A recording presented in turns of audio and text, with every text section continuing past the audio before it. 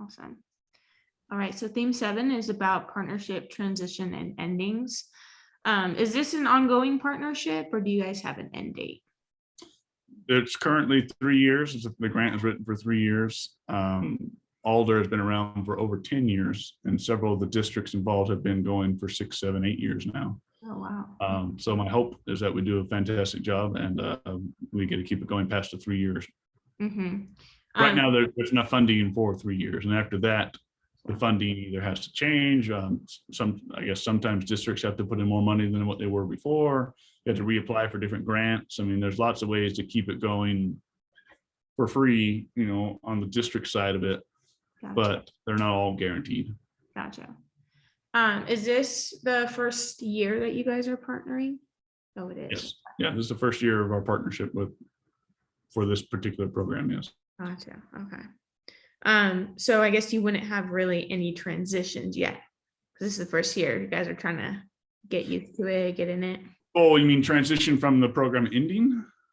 More just like when you guys first started the partnership, has there been anything changing?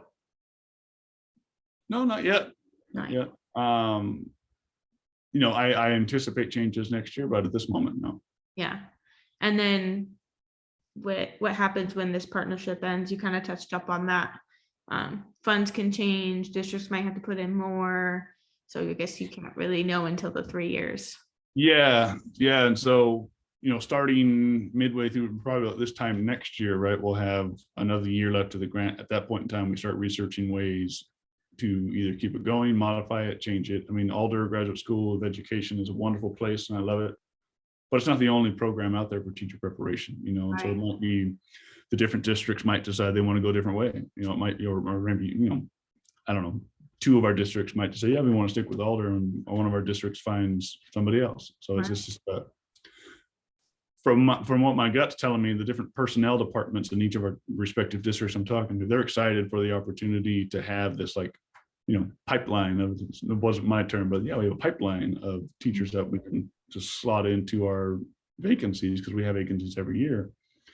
And how many, let's say for Victory Elementary, right? Let's say have 40 new teachers every year. Well, if we can train 20 of them in this fashion, then we know we're getting 20 solid, amazing candidate teachers who are ready to go, who understand the profession, who've been training in a whole year in one of our classrooms, know the culture of the school, the students, all those different things. I mean, it's the personnel, the assistant suits of HR and the HR people in general are very excited for this. I'm excited for it too. Me too. Yeah. I mean, yeah, principals as well, man. And you kind of never really know who you're going to get unless you know the person, right? Like, yeah, this is our resident substitute teacher. They've been here the whole year. The kids love this person. The staff know this person. Everything's like, it's like, that's who you want. I mean, as much, I have hired some amazing candidates outside, but you also get, for lack of a better term, you get somebody who's not as prepared as you would want them to be to join your school, your classroom, your culture. And it's challenging. I mean, our role as administrators is to help them get there, right? But it's so much nicer when they start from a place of, just have them having had more learning opportunities and more ready to go. Definitely.